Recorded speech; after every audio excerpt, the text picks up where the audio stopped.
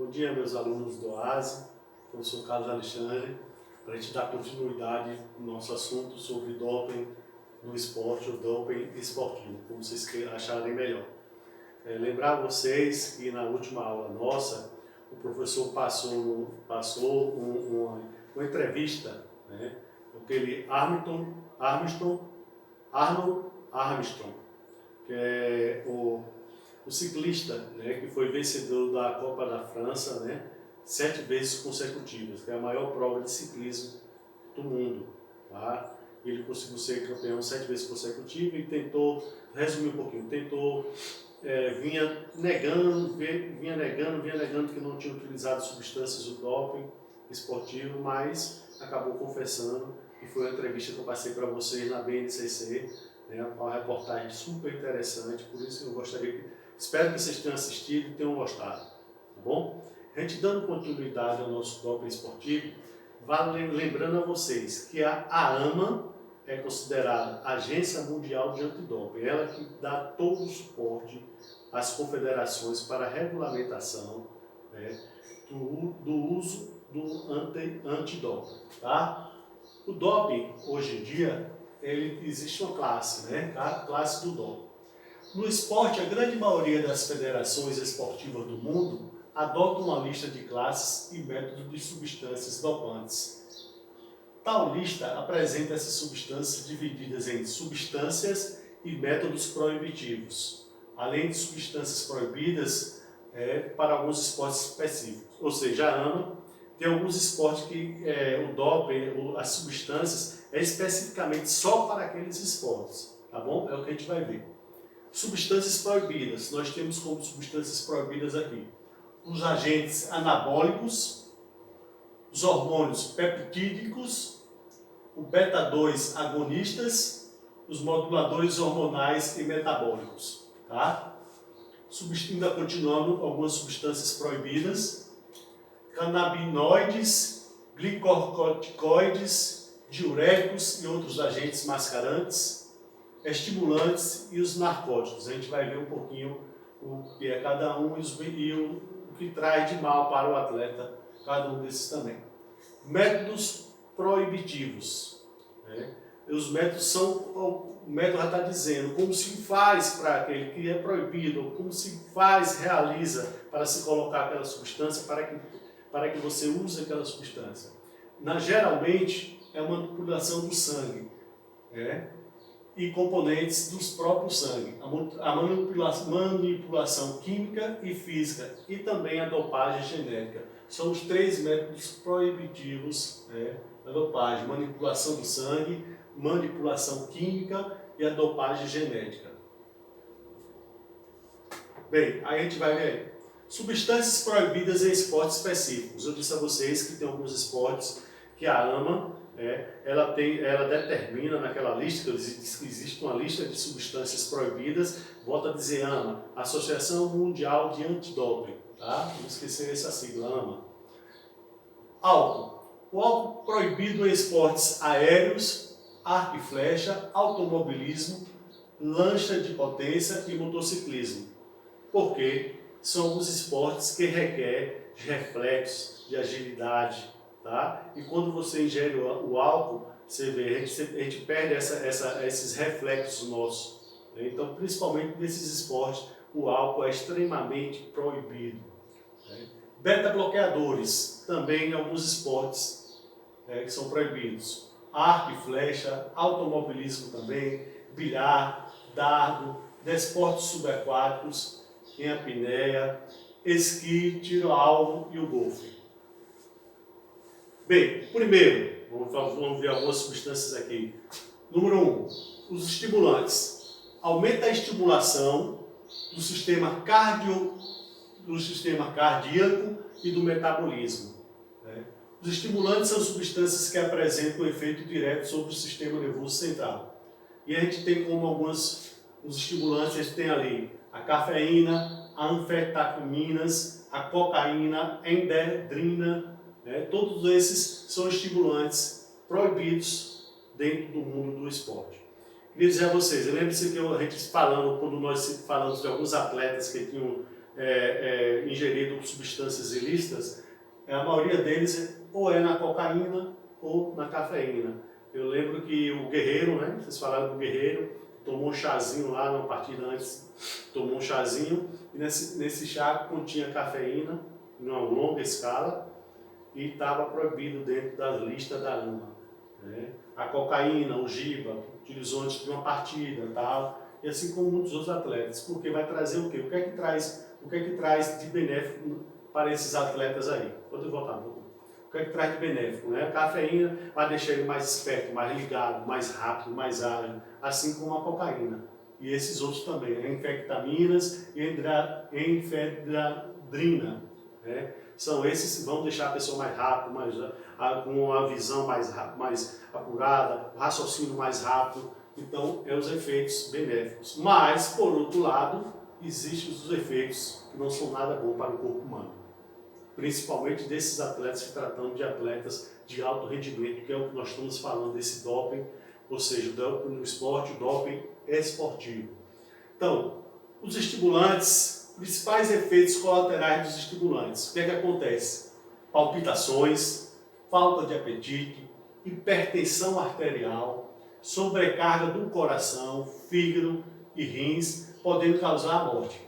Né? Você vê que há uma série de consequências para esses atletas que utilizam de substâncias proibidas. Tá? E com certeza vai levar você à morte. Vai levar o atleta à morte. A gente tem casos de muitos atletas e depois que essas consequências também, muitas delas, eles só é notada depois que eles param de praticar certas atividades, né? Se aposentam, param por algum motivo, aí vem os problemas todos gerados por eles terem ingerido essas substâncias. Tá? O segundo, analgésicos, narcóticos, diminui a sensação de dor. São representados pela morfina, petidina e substâncias análogas, são mais usados pelos atletas de maratonas e triatlo. Tá? O que é que acontece? São utilizados, por que são utilizados de maratonistas e triatlos? Porque são eles participam de provas, os esportes deles, de provas de longa duração. Né? Então, para que eles suportem o treinamento é exaustivo, muito cansativo para esses atletas. E muitos deles acabam sentindo desgaste. Aí eles tomam analgésicos, narcóticos, para diminuírem a sensação de dor. Tá? Isso é uma coisa que, tranquilo. Quando a gente sente dor, a gente não toma alguma coisinha, né? Só que no mundo esportivo, ele traz outras consequências também para o atleta, para sair fora. Os principais efeitos colaterais dos analgésicos ou narcóticos são esses aqui que vai ter para o atleta. Mascarar a sensação de dor, náusea, vômitos, insônia, depressão. Diminui a capacidade de concentração do atleta. Ou seja, os analgésicos, como eu falei a vocês, que a gente quando sente alguma dorzinha de cabeça, a gente não toma, um atleta também. Às vezes ele está com um problema no joelho, sente alguma dorzinha no joelho, ele vai e toma analgésico. Tá? Lembrando que geralmente esses analgésicos, eles são coisas paliativas. A dor vai permanecer. Depois que passar a atividade, a dor vai permanecer com certeza. Tá bom?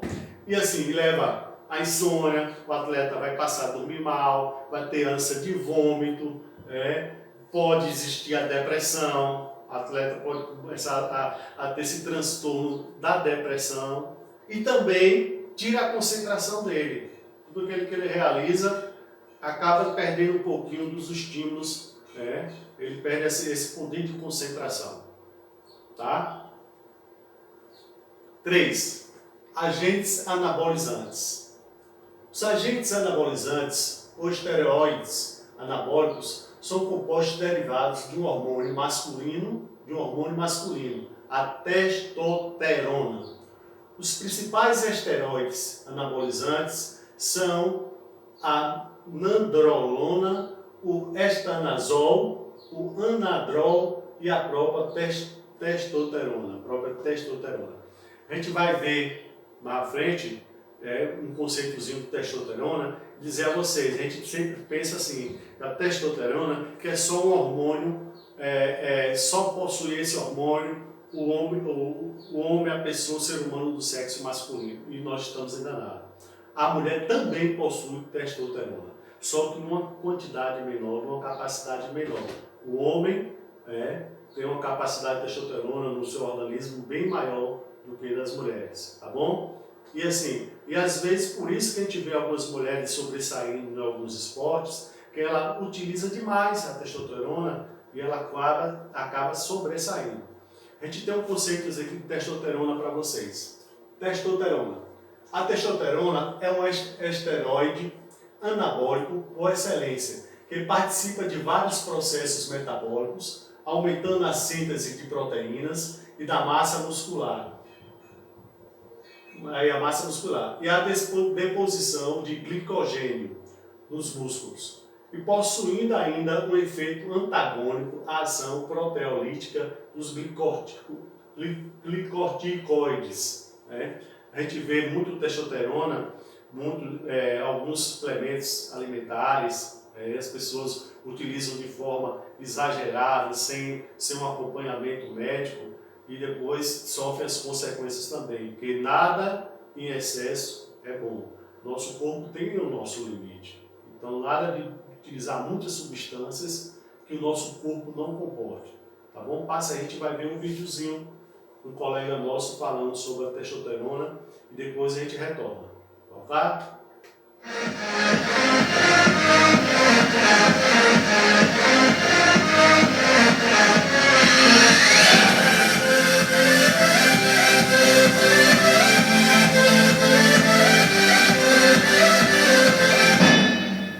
Olá galera, bem-vindo a mais um Force in Life. Hoje o assunto será sobre testosterona. O homem produz 10 vezes mais testosterona do que a mulher aproximadamente. A testosterona que o homem produz, 95% é produzida no testículo e sempre estimulada através de impulsos vindos da hipófise, no cérebro. O teu cérebro manda um estímulo lá para o teu testículo produzir a testosterona, ok? De uma forma bem simples e bem resumida seria isso que acontece, é isso que mais ou menos você tem que saber. A mulher produz a testosterona dela 10 vezes menos do que o homem no ovário. A testosterona que a mulher produz é suficiente para que ela possa ter crescimento de pelos, por exemplo, no corpo dela, o desenvolvimento da voz, a vontade de querer fazer as coisas. Contrariamente do que as pessoas pensam, a testosterona não está ligada somente à tua apetência sexual, e sim à tua apetência pela vida. Se você tem um nível baixo de testosterona, você provavelmente tem muitas vezes deficiência na tua memória, você já não tem uma visão tridimensional tão satisfatória, você não consegue realizar tarefas várias ao mesmo tempo, ou estacionar o teu carro de uma forma rápida e precisa, porque a testosterona controla também a nossa visão tridimensional. Geralmente quando você está com a deficiência da testosterona, você já baixou os teus níveis de testosterona, já vem baixando os teus níveis de testosterona há muito tempo. A libido é uma das últimas coisas que a tua testosterona vai mexer, após a queda dela ao longo da idade. Esse vai ser um tema do próximo canal, da próxima videoaula, o assunto sobre a testosterona e a sua deficiência, que se chama andropausa. Hoje a gente vai caracterizar apenas o que a testosterona desenvolve em você, quais são os benefícios da testosterona. Melhora o teu desempenho sexual, reforça o aparelho geniturinário, fortalece o sistema imunológico, aumenta a tua massa óssea, reforça o músculo cardíaco, a massa muscular, combate fadiga e processos de degeneração nas articulações. O que acontece? Quando você pratica exercício, se não for numa intensidade muito alta, os estudos feitos em ratos dizem que a testosterona, de modo agudo, após o treinamento, ela tem uma melhora nos seus receptores. Os receptores da testosterona, então, eles ficam mais aptos, mais receptivos após o treinamento de musculação, e não uma caminhada e uma corrida. Isso não vai estimular tanto, ok? Então, a mulher, como que a mulher então ganha massa muscular? Por isso que é tão difícil a mulher ganhar massa muscular, porque ela produz muito pouca testosterona. Mas a mulher, ela ganha massa muscular porque ela produz um hormônio chamado GH, que o homem também produz, que é o hormônio do crescimento. Então a mulher, ela constrói músculos devido ao hormônio GH que ela produz, que no caso ela produz no fígado uma substância chamada IGF-1. O IGF-1 é um derivado do GH, produzido no fígado. Aí ela produz o IGF-1 no fígado após o estímulo da musculação. Aí você vai ter aí o aumento e o crescimento da tua musculatura. O homem já ganha massa muscular através da testosterona, que ele produz 10 vezes mais do que a mulher, conforme eu falei antes. Ok? O que você ainda tem que saber sobre a testosterona? Bom, se você praticar em excesso o exercício, a tua testosterona vai cair. Tanto que o excesso de exercício é uma das indicativas de que você pode estar suplantando os teus níveis de testosterona. Então, você tem que atingir um equilíbrio em tudo na vida. Inclusive quando a gente fala de hormônios. Você precisa ter alcançar um estado de perfeita homeostasia, de perfeito equilíbrio. Então, se você pratica exercício demais, você também vai ter a queda do hormônio da testosterona, ok? Então, esses são basicamente, bem por cima, as funções aí que a testosterona vem desenvolver em você. Quando você pratica exercício também, você tem um aumento desses receptores, automaticamente você melhora a tua massa muscular e você melhora a tua massa óssea com exercício. Por quê? Porque a testosterona, ela controla também o desenvolvimento da tua massa óssea e não só da massa muscular. Por isso a importância da testosterona, do exercício físico e melhora da testosterona a partir dos 40 anos de idade, por exemplo, onde você já começa a perder muita massa muscular, aproximadamente 1% ao ano, massa óssea também 1% ao ano, então você vai melhorando os teus níveis de testosterona através do exercício, treinamento de musculação, treinamento resistido, é isso que você precisa, não descaracterizando o benefício do exercício aeróbico, uma caminhada, uma corrida. E outra coisa para finalizar, o órgão que mais possui receptores de testosterona no nosso organismo, receptores, é o coração. O coração é o órgão que mais produz receptores, que mais contém receptores de testosterona. Então, se você estimular os receptores de testosterona do teu músculo com a musculação, automaticamente você está estimulando os receptores de testosterona no teu coração também. Você estimula os receptores de testosterona fazendo musculação, estimula esses receptores no teu músculo, automaticamente todo o teu organismo vai responder de uma forma sistêmica, geral, e o teu coração vai ser beneficiado porque ele é o órgão que mais tem receptor de testosterona. Está aí uma das justificativas hormonais baseadas na testosterona, que o exercício vai melhorar a tua capacidade cardíaca. É isso, espero que tenha gostado, um grande abraço, até a próxima. Pois é, né? Você vê a importância da testosterona para o ser humano, que o professor falou. Então, tanto o homem como a mulher produzem esse hormônio sim. Tá? O homem, como o colega falou, 10 vezes mais do que a mulher. Tá bom? Dando sequência. 4. Os diuréticos. Aumenta a formação e a excreção da urina. Provoca a perda de peso e mascaramento de outros tipos de doping. O diurético também é bem famoso para mascarar o doping também. Os atletas utilizam dele. Vamos ver alguns. Ele é benéfico em algumas coisas, mas também tem seus males em outras. Principais efeitos colaterais dos diuréticos. Assim como os estimulantes, pode provocar a morte de atletas devido a complicações cardíacas e renais. Então, se tiram por aí. Então, também o excesso de diuréticos em alguns atletas pode levar eles à morte, porque vai ter complicações cardíacas, complicações no coração. 5. Hormônios peptídicos e análogos. São substâncias que aumentam o organismo de modo a acelerar o crescimento corporal e diminuir a sensação de dor. Temos ali o GH, o EPO, o HCG. Então, também é outro tipo de substância que só faz o crescimento corporal do indivíduo. E também, com isso, diminui a sensação de dor que esse indivíduo, esse atleta pode ter. Alguns efeitos colaterais. desses hormônios. Principais efeitos colaterais dos hormônios peptídeos: a ginecomastia, alterações menstruais na mulher, a acromegalia, a diabetes, que é um dos fatores também que pode ocorrer e ocorre em alguns frequentemente, a hipertrofia, quando algum músculo ele se atrofia, a hipertrofia cardíaca, no caso está se referindo aos músculos do coração, a perda de massa óssea, as dificuldades de cicatrização de algumas feridas, como um atleta pode ser que tenha, vai demorar, pode levar também esse atleta a um infarto, a uma embolia pulmonar e ter várias convulsões também. Então, essas são as consequências que podem ocasionar os hormônios peptídicos, tá bom? Bem, doping sanguíneo. Eu lembro quando eu falei do doping sanguíneo, eu falei que o Armstrong, o francês do ciclismo, ele utilizava muito esse tipo de doping sanguíneo.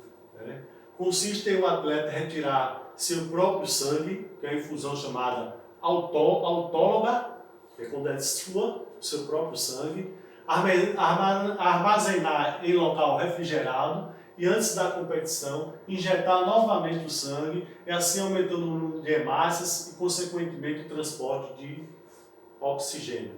É o que aconteceu com ele, muitos utilizaram dessa prática, de fazer essa transfusão de sangue logo após as competições, para que aí, com o aumento das hemácias, aí mascara um pouquinho e muitas vezes os exames não detectavam essas substâncias que eles utilizavam. Mas também, além de ele utilizar o próprio sangue dele depois, o atleta também pode fazer infusão com o sangue de outro indivíduo, a infusão homóloga. Em vez de utilizar o soro, ele já tem uma bolsa preparada de outro atleta e assim ele ingere nele também para poder não ser pego no exame antidoping, tá bom? Doping genético. Segundo especialistas da área de doping no esporte, algumas técnicas genéticas poderão ser usadas em um futuro bem próximo, com mudanças na constituição genética que poderão significar ganho de força explosiva e resistência de força. Ou seja, o doping genético já está aí, já é uma realidade. Hoje em dia tem laboratórios já pesquisando substâncias geneticamente para poder modificar alguns atletas no futuro para que eles possam ter mais velocidade, mais agilidades, mais força, mais resistência física e assim por diante. Já é uma realidade esse doping genético. Tá bom, gente? Nós passamos aqui as nossas referências bibliográficas, tá? E agradecemos a vocês e vamos para a próxima aula, lembrando que a gente vai interagir no Zoom, falando ainda sobre doping esportivo. Um abraço a todos.